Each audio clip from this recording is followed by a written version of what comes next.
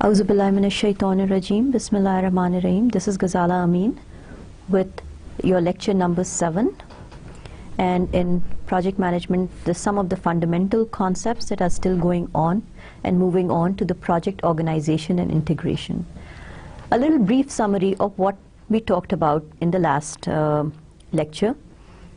We talked about the non-project based organizations and the project-based organizations. We talked about what are projects and what are not projects. Then within the project-based organizations, we talked about the organizations that are in its infancy stages of thinking, yes, we want to get into it, which are the functional organizations, and some organizations which are the epitome of having that mindset of effective and efficient implementation and meeting the time constraints and meeting all of the triple constraints, not just the time constraints of the project, and understanding the importance of the delivery, having the work ethics and the professional ethics of understanding and managing the work and the project processes will probably fall under, will not just probably, will fall under the category of projectized industries. In between would be the matrix organizations. Within the matrix organizations, organizations that are just kind of trying to get to the project-based or projectized industries are considered more of functional matrix or the weak matrix. Matrix organizations which are in between will be considered the balanced matrix. And then the project matrix or the strong matrix organizations. Very few projectized or project industries in the world, many more in the balanced matrix, and multiple more and mostly in the form of functional organizations. We also talked about the importance of how complicated it is for a project manager to manage and deliver in a functional or a weak matrix situation. Most of the time, these project managers do not have a full-time role managing that particular project and generally do not have the title project manager. They tend to have titles as project coordinators and project expediters. Starting from a balanced to strong matrix to project-based, you tend to have a full-time allocated person with the title of project manager for handling projects. You also tend to have full-time resources allocated under you to deliver your project scope. And hence the team development becomes a little bit of an easier task for the project manager because the responsibility and accountability is simplified in this situation. For smaller projects which don't have a very stringent deadlines, you can survive in a functional and a weak matrix organizations. However, we all need to understand that the large and complex projects need to have full-time resources with very stringent processes in place, and they should be situated in a balanced to project-based organization. Depending on the needs of the project, you can also have variation of being in a situation that fulfills the definition of a functional organization, or on the same note, all of it because of the needs of the project, you could be put into a situation where all processes and all your resources are following the typical pattern of project-based organization. Moving on, let's see what other things we have. out there for you. While we talk about all these situations, one thing that is consistent is the role and responsibility of a project manager. Think of this project manager as this one person who's directing a choir. Multiple people running around doing their own little thing, and you have to train them, discipline them to follow your processes, follow your orders, to have the professional ethics or the responsibilities that you actually require them to have from the beginning. Sometimes you have to train them. You have to motivate them, you have to resolve conflicts. You're doing multiple things to ensure that your work, your project meets its intended goal. And you're that one person in between the whole world of craziness. Project manager, and I've used that example before, and it would be wonderful to use this example again and again later on, is that one person who's juggling with multiple balls, like that juggler out there. But this time you're not just juggling with tennis balls, you are juggling with little eggs.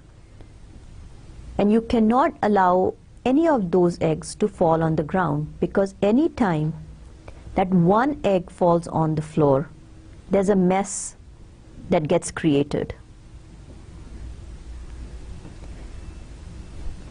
And a little bit of, I'm becoming a little philosophical when I talk about the mess being created, because more people you have trying to clean that mess will complicate your life as a juggler who's standing in between, and while you're trying to juggle with other ball or other eggs, there are people trying to gain your attention or grab your attention. So, having said that, you are that one person with multiple things going around. A project manager needs to have the key general management skills also. It encompasses planning, organizing, executing, and controlling operations of an ongoing enterprise or an ongoing project. So those are the general management skills. General management skills also require foundation for building project management skills.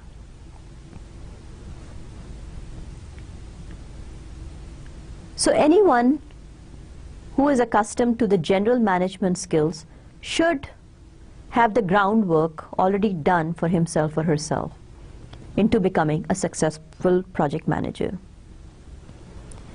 So what would be those required general management skills for a project manager?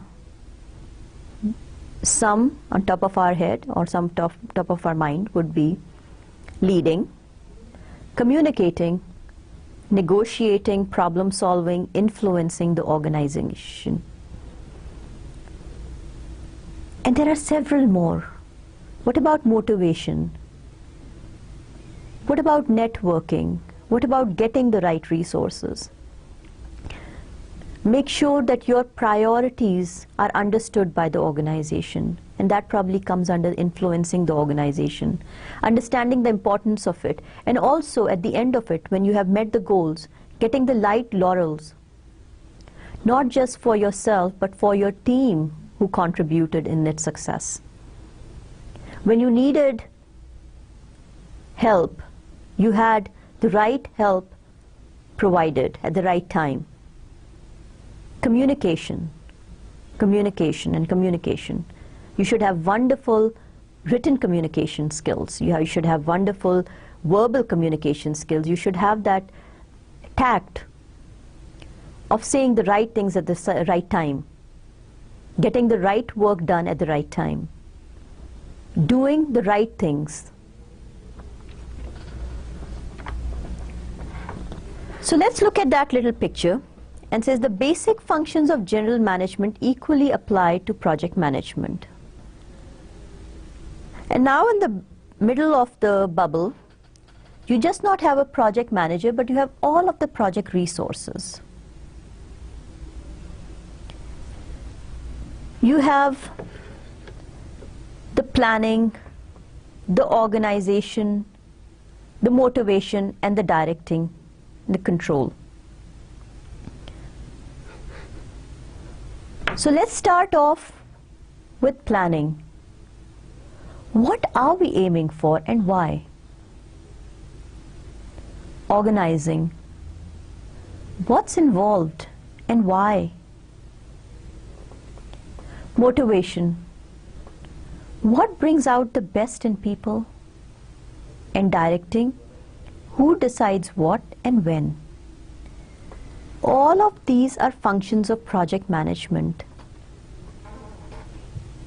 At the bottom of the slide, you will see the reference from it. Again, it would be great if you can go out and read the reference material which made the basis of this particular slide. If I look at this particular slide, we've talked enough about it, and kind of grasping the main idea and bringing it all back. The first process was the initiating process. We will focus our attention on the basic, the basis, and the needs of this particular phase. It's the starting phase of the project.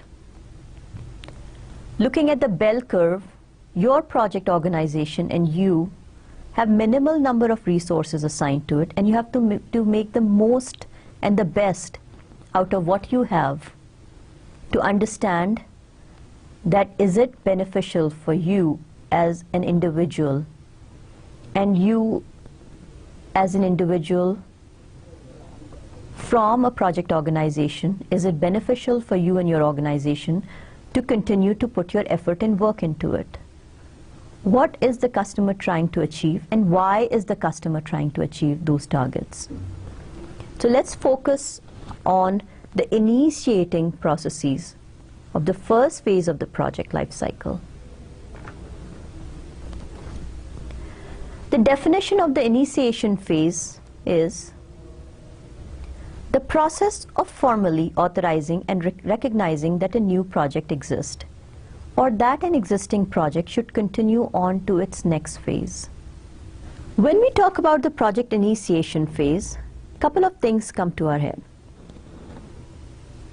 The required end product from the project is described at a very high level. And again, why is it at a high level? Understanding the bell curve again is that you don't have a lot of resources, you have minimal resources working on it. So it's the customer's mindset of what the customer wants to achieve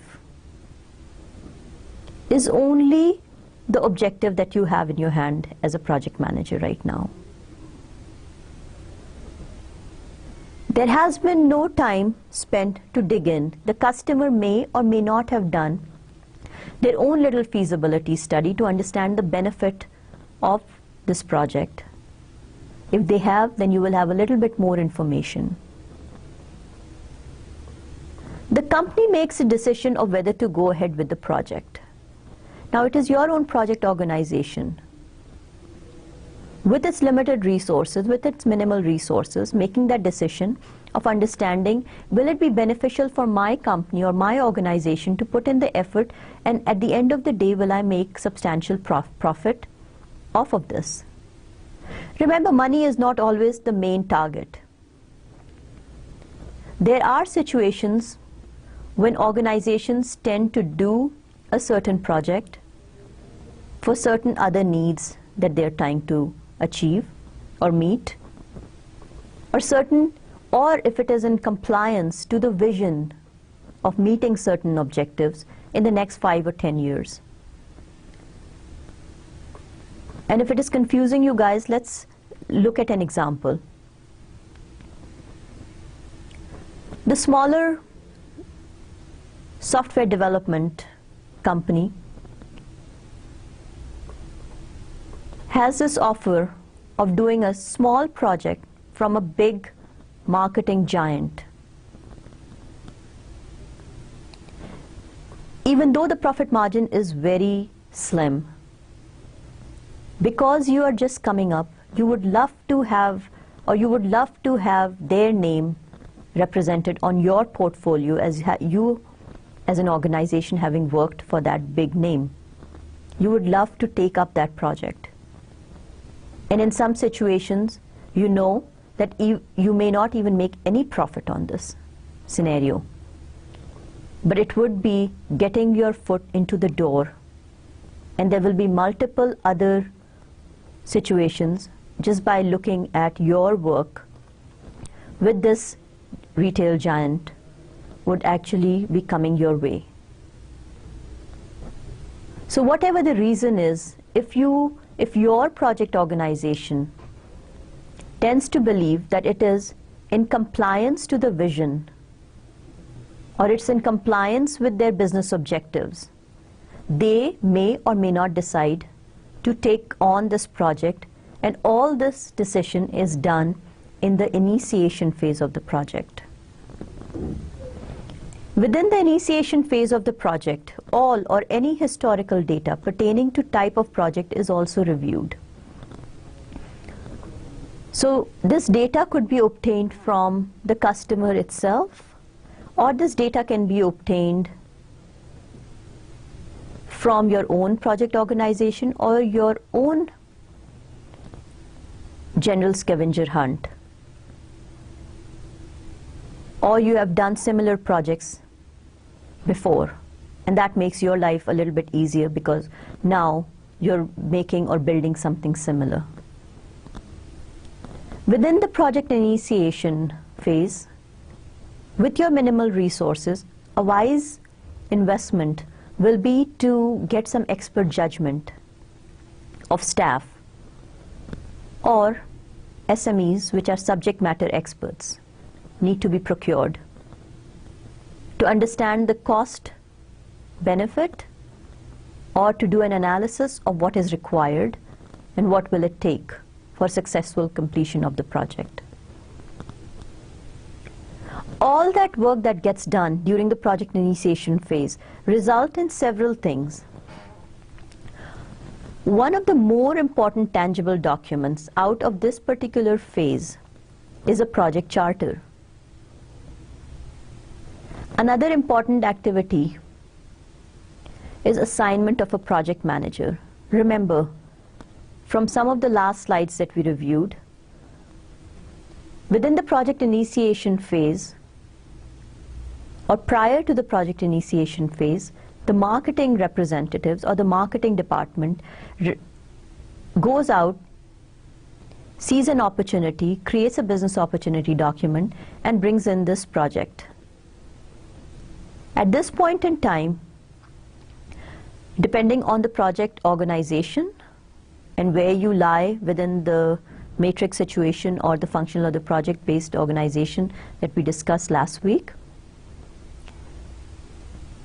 a project manager will be assigned.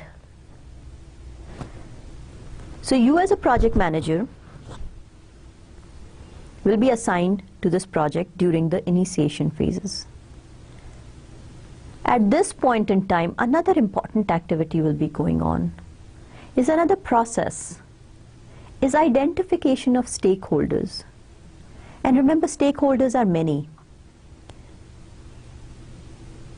But what you're trying to achieve at this point in time is to find the right stakeholders who will contribute to successful deployment of your project or successful execution of your project.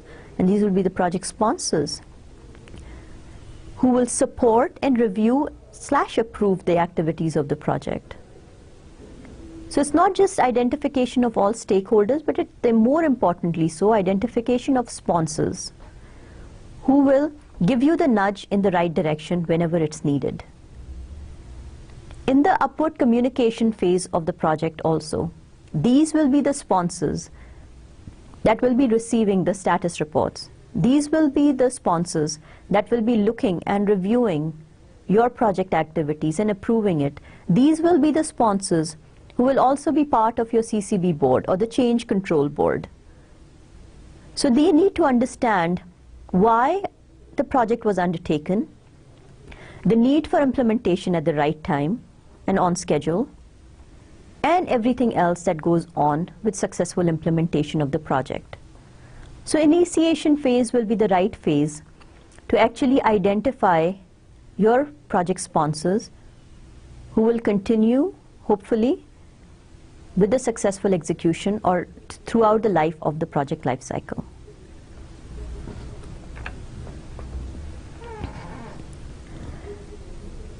If you look at the slide, within the initiation phase, you're looking at only 2 processes according to PMBOK, and that's the 4th edition.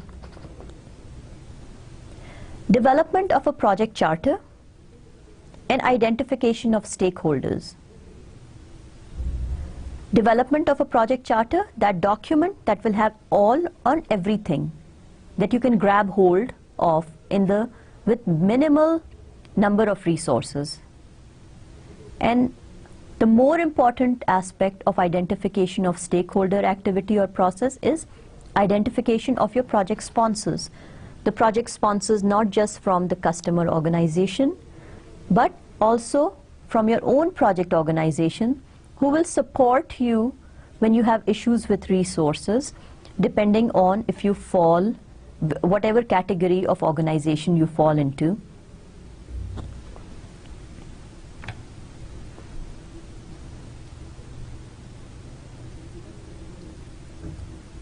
So having talked about the initiation phase, I'm going to take up a knowledge area, which is the project integration management. Out of the 9 knowledge areas, if we start off with the project integration management,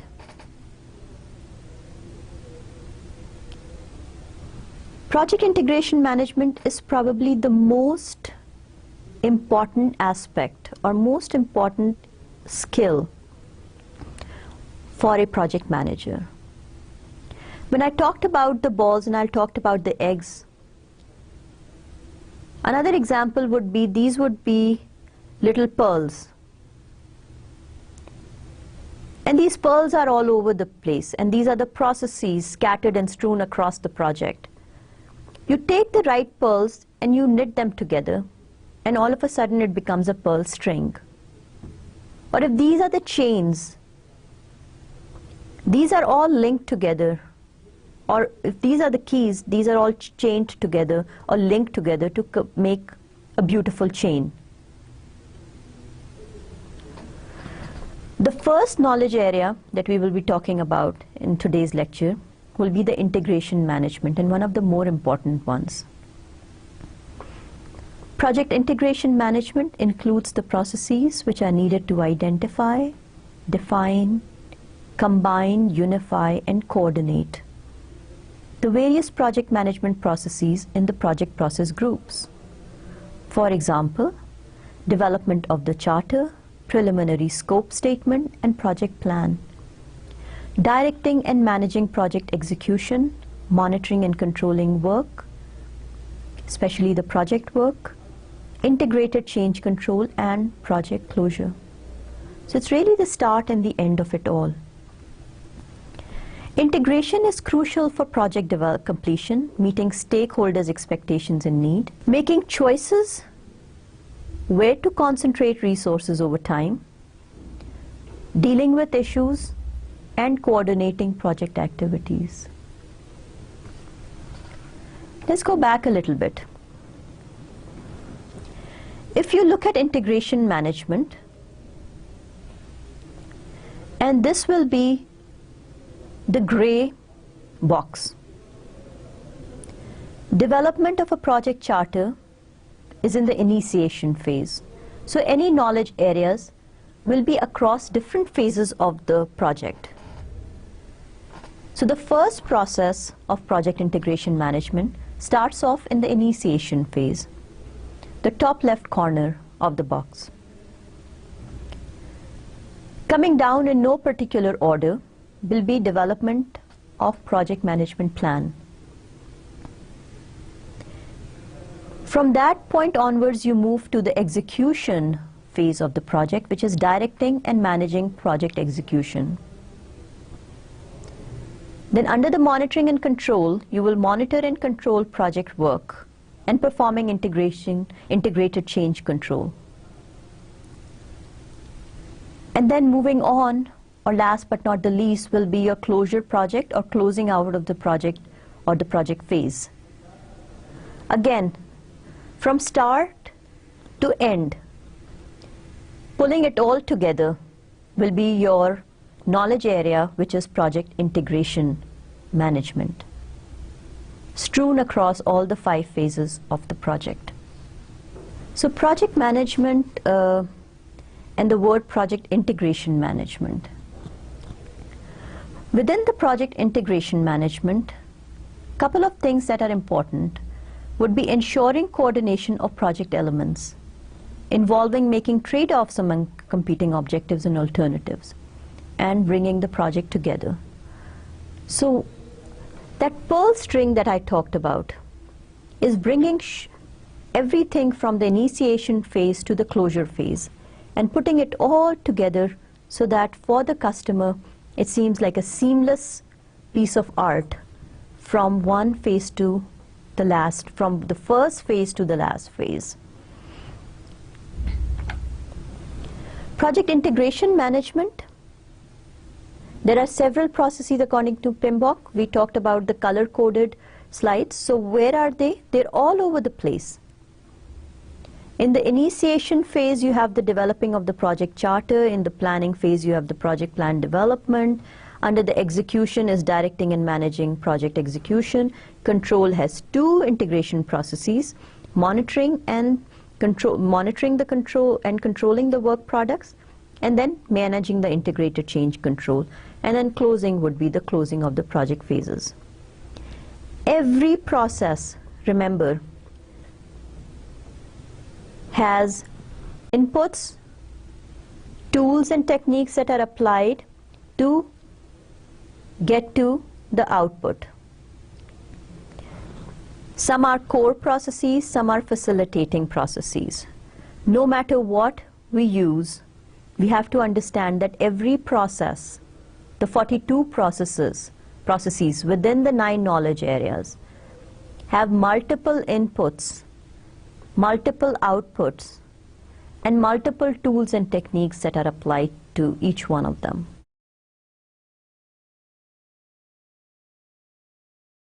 The first tangible piece of document, and you can come across different words that are being used for the project charter document. But in project management world, we tend to use the word project charter document. This is the initial contract between the customer and the project organization. A document that formally authorizes the existence of a project. The initial most important document that legally and formally authorizes the existence of the project. And this is the PMI definition. This is the single most important document that authorizes the project manager now to start applying more resources to your project activities. Remember, this is the beginning of that bell curve moving on to its maximum capacity, or the peak of the bell curve. It is issued by the project sponsor or a senior official outside the level of project organization. Obviously, who will authorize or legally give the project manager that capability of applying project resources? It has to be the senior management or the senior sponsors that we talked about, not just from your own project organization, but also from the customer organization that is actually providing the funding to proceed on with the project.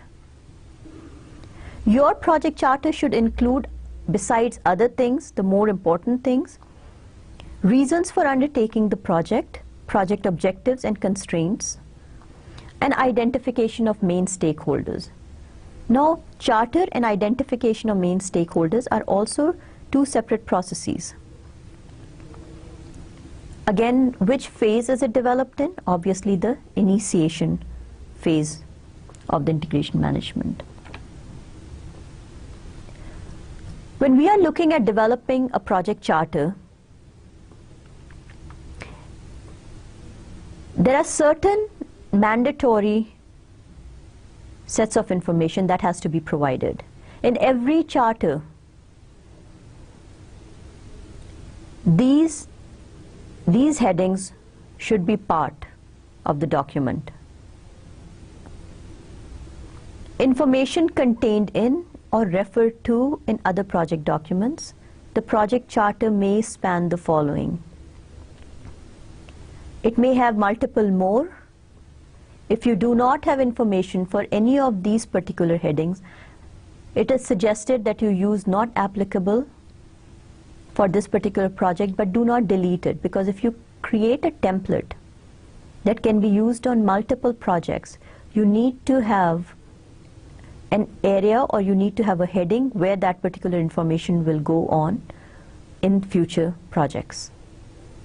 An important thing is the project background. You need to have an understanding of what was the basis for the initiation of the project. Purpose for undertaking the project. Project justification. Why am I doing this? The requirements, as specific as possible. Stakeholders' expectations from the project. Assumptions and constraints. The assumptions up front and the constraints. And these assumptions and constraints will become feeding material for identifying risks in the next phase of the project, which would be the planning phase of the project. The project organization as it stands right now, and not just the project organization for you, but also a copy of the project organization structure of the customer will come in handy, because you will need to know who to contact for a certain activity and some kind of a contact list. Stakeholders' roles and responsibilities. Who will be helping me with this project, and does that person or does that organization have an understanding that I may be contacting them for further refinement, and they should make themselves available to ensure that I do not lose time in this project because of their constraints. Schedule and milestones. This is the initial expectation of the customer. Remember, you do not have the resources as a project manager to invest in the further planning and further refinement.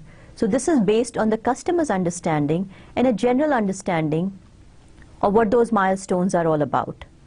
How frequently, or what would be the time frame. Just a generic or a generalized time frame. And then some indication of a budget. It should be clearly indicated that the project charter is just an initial document. At this point in time, major investment in resources has not been made, and we are making basis, or we are making the most out of the information that has been provided to us as project organization or as the project manager.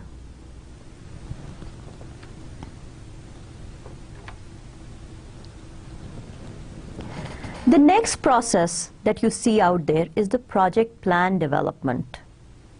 And now you have moved on from the initiation phase to the planning phase of the project. And slowly and gradually resources are trickling your way, because after signing off the charter, you now have the formal or the legal approval to add or allocate more resources to this particular project. Hence, the start of your project plan. The definition of your project plan will be using output from other. The project plan uses outputs from other planning processes to create a consistent and coherent document that can be used to guide both project execution and project control. Project plan is not a document. It is a combination of several documents that are out there. Just like initiation and just like the charter, you get all of the information and you pull it together as little folders or little files within the project charter document. Project plan is also combination of multiple documentations or multiple planning documents that exist or have been created to help with your project execution. And it will also help in not just the execution, but monitoring and control phase of the project also. Things that are in the bottom of the slides are sometimes put out there, so it's also summarization of what we've talked about or important ideas that are reiterated for your common understanding. So what would be a process? A process is a series of actions bringing about a result. And project plan development is a process within the 42 processes according to PMBOK, feeding into the 9 knowledge areas. Individual processes within a process group are linked by their inputs and outputs, and tools and techniques are applied to the input to create an output. So I said project plan is multiple documents. And within the planning phase, your day in, day out is thinking of how to plan everything right. So there is minimal work towards the end or during the execution process. 65% approximately, 65% of approximate time for a project manager is spent during the planning phase. If that is a true reflection of the work that goes in, then if a project manager invests that much time during the planning phase accurately documenting, describing, monitoring, getting the input from others, putting it all together, then during the execution phase, he or she minimizes the probability of anything going wrong. So what is a project plan? Formal approved document or documents used to manage and control project execution. Now let's talk about when I said multiple documents, what did I mean? Your project plan would include project charter. That becomes the first. So think of this big folder with multiple leaflets in it, or think of a folder on your desktop with multiple folders underneath it. The first one being the project charter. The project charter has all of the information that was talked about in the earlier slides, including organization, some of the contact list, blah blah, and so forth, so forth. Another important folder within the main project plan folder would be your WBS. It's the work breakdown structure.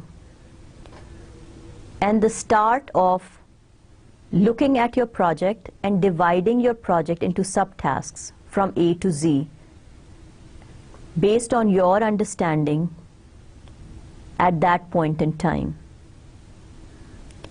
And at this point in time, you will start using your WBS to come up with task and resource assignments.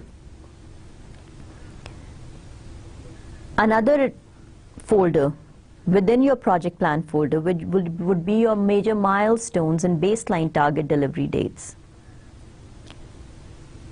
Risks,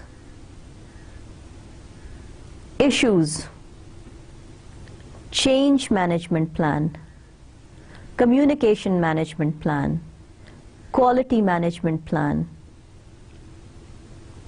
how you will be closing out your activities, the closure documents, the lessons learned document, part of the closure folder,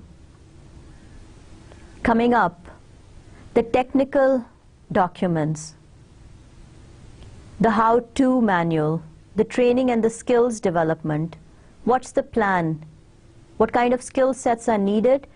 And which organization will I be working with to provide the appropriate skill set and the training needs to fulfill my individual project's requirement and needs? All that planning will be done, captured, documented, and put together under the main folder of project plan. So project plan is not a document. Project plan is multiple documents, the formats or the templates without any content at this point in time, put in right spot. So when we start off with execution and monitoring and control, all these documents will be approved and provided and will be in easy access, so to be filled appropriately. Project plan is the most complete documents that helps the project team deliver tasks. More emphasis on project plan is more time is spent in the planning phase. Easier the life of the project manager is in the execution and the monitoring and control phase. And it's not just the project manager. It is the life of the team members also. Any issues that you see during the planning phase can be identified as risks, documented, set forth, shared with the customer. So a general understanding is developed in the initial phases or the planning phases of the project.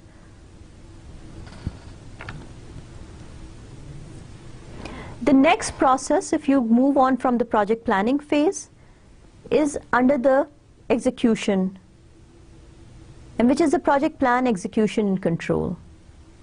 It's the primary process for carrying out the project plan. So now we have created templates and empty documents in the planning phase. We kind of created a roadmap for ourselves that this is how we will follow. Under the communication management plan, you have a template and you have a roadmap that every Monday I will have a status report submitted to the project sponsors. Every Friday prior to that submission, I will have my own team meeting to get status of where they are. At 3 o'clock in the afternoon, I'm going to capture all that information, put that in the status report, so all information is accurate and up to date for the Monday submission. All that information was put under the communication management plan in the planning phase of it. And now when we start execution, we follow the communication plan, and we start following that roadmap to the successful delivery of our project. The process under the project integration management knowledge area, the project plan, execution, and control, is a primary process for carrying out the project plan. So what was planned is now being executed. And these are the processes and actions to monitor execution of the project plan. Again, think of that project manager. The project manager must integrate and manage multiple processes at any time during the project life cycle. So there's not some chronological order or sequential following of processes and tasks.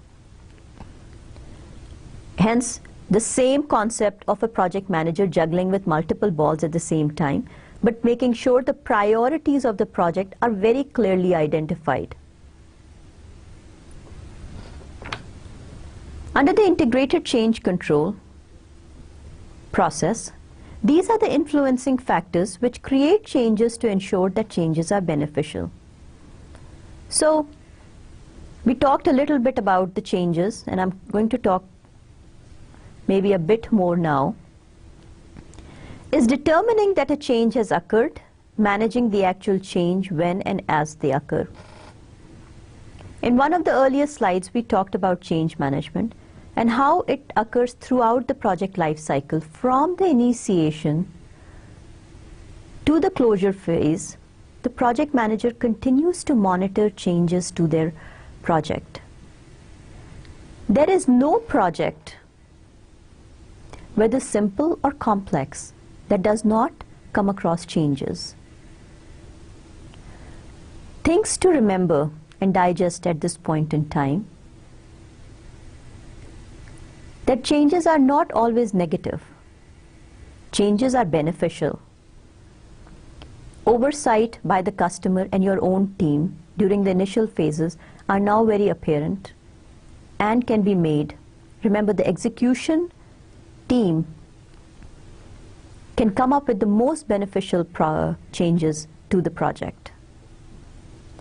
And they have to be given space and a communication medium to share those changes that can positively impact your project. All those changes are documented. Some changes are quick changes. Anytime the changes affect your triple constraints are considered major changes. Those changes need to be documented in detail, and they need to be reviewed with the CCB board. All changes should be documented in a change log. Changes that are going to affect your triple constraints need to be taken in front of the CCB board, reviewed and approved.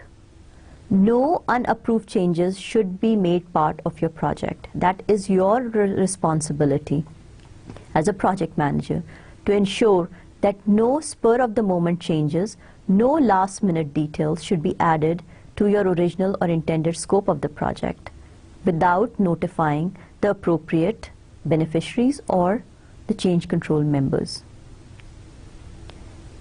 Having said that, within your communication management plan, you also need to identify an opportunity for the CCB members to review and approve those changes as seemed or as appropriate.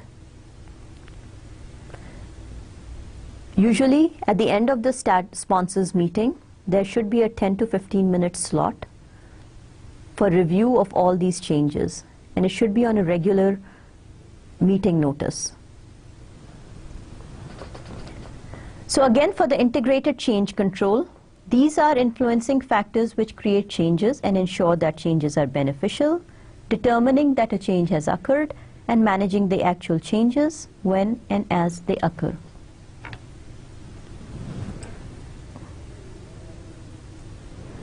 When you look at the project closure is one of the more important aspects which are always given less importance than what they are demanding or what they need. Project closure consists of documenting project results to formalize acceptance of the product of the project by the project sponsor or the customer. Your project closure would include several things: lessons learned, historical archives, customer or end user sign-off, team appraisals, etc., etc. The last process of the whole group of processes making the project integration management knowledge area has been given its own important role in the closure phase of it. And why is the reason why we usually as project managers tend to ignore some of these processes? And the main reason is that by the end of the project, not only your team members are ready to fly off or move out of your project, yourself as a project manager, you are also looking at other project opportunities or may already be assigned to take up another project. So your attention to detail has also been diluted at this point in time. It is extremely important to list these tasks in the initial phases of the project as part of your WBS, and resources are assigned to it with right estimated time effort, so to ensure that the project work does get done and the project does get closed at the end of the project. Let's look at some of these tasks that has been identified for you. Lessons learned. These are the sads and the glads of the project, things that went right or things that did not go as well as you thought should have gone. The easiest way is not to do this by your own self as a project manager. It's better to actually get a facilitator, get your project team in the room, and they should ideally come in prepared with at least 5 things that went right and 5 things that did not go right, so to use that as an icebreaker. The facilitator starts off on the whiteboard with things that went right and things that did not go right. And now you will have multiple opportunities to look at things either way. And what's the importance of doing it at the end of the project? To ensure that those issues, or to ensure that those things are either done again if they were the brighter side of the project, or not to repeat the same mistakes. Historical archives, all the documentation needs to be put together under the folder of the project and archived. CDs should be burnt and safely kept. Customer or end user sign-off should be acquired and procured at this point in time. And that will ensure that the intended need of the project is met. The team appraisals or the performance appraisals. As project manager, we have a mighty big responsibility on our shoulders, and that is to ensure that your team appraisals are done positively. It's called the constructive feedback. It's your opportunity to help develop somebody's skill set, to pinpoint positive aspects of it. And if there were some less than positive aspects in any personality, then it's your opportunity to provide situations which can improve upon that person's setback or skill sets that are not really up to the mark. Use this opportunity wisely. Always appreciate in public, but criticize in person. Avoid using team meetings, avoid using people's presence to criticize any aspect of any person. So one thing that we always need to remember as project managers, that it's our responsibility to improve upon somebody's skill set, and we should always use that wisely. If we summarize everything that we talked about in this particular lecture, lecture number 7, we reiterated some of the thought processes that have already been talked about. We talked in particular about the project initiation activities. And what do we do in the project initiation cycle? With minimal resources, the best you can do is to gain most out of the customer and the customer's organization. We need to understand the importance of the charter document, and every information that you can grab hold from the customer needs to be added to your charter documentation, because that is the initial document that creates that legal binding between you as a project manager, the project organization, and the customer. The project manager gets that legal authority to apply more resources to the project after the sign-off from the customer on that project charter document. The charter document has many names in different organizations. We also hear about the word contract, we also hear about the word proposal, but the project management lingo uses the word project charter document, which is the single most and the most initial document that is created as a handshake or a legal document that is created between the customer and the project organization. We touched upon the first knowledge area according to PMBOK, and the knowledge area was the project integration management. And I talked about the start and the end of the processes.